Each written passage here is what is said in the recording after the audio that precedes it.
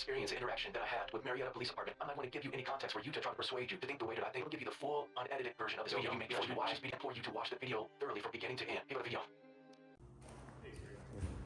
Yes, sir. Come on in. Yes, sir. You can sit here. Yes, sir. Just hang out, relax. Yes, sir. I'll see if I don't really know why you're here, but I'll see what I can do to help you. Yes, sir. What's going on? I got a phone call on June 9th from a Murrieta Police resource officer.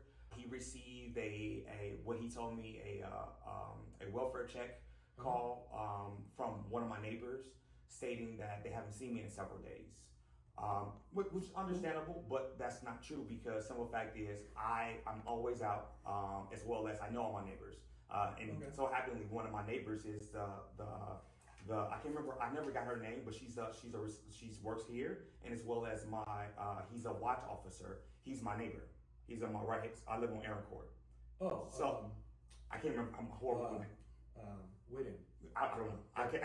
No, that is it. Yes. I'm going to take some notes. You said that was on June what? June 9th. That's why I received a call around 1500. So somebody called in wanted a welfare check on you? Yes, because I've been dealing with a wrongful termination. But I've never made any threats to my life or no threats to anybody else's life or anything like that. And in retrospect, I actually called for help to Murrieta Police Department on November the 12th.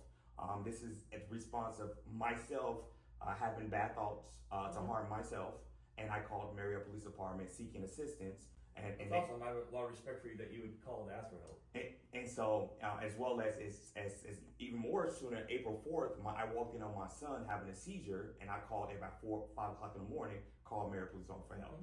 So when the officer, when he called me, I didn't have no problem with it. I'm a concerned citizen. I understand that somebody, maybe my car being out too many times, using the garage, is a problem.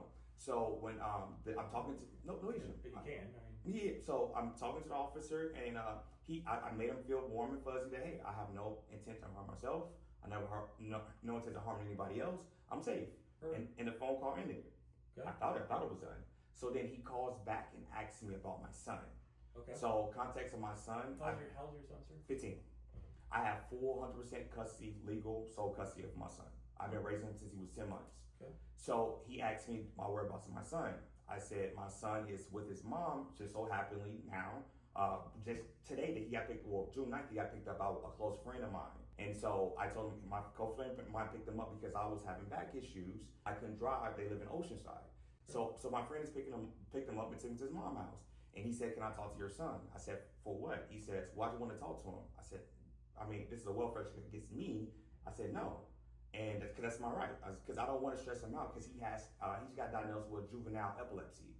Any stress, he can have a seizure.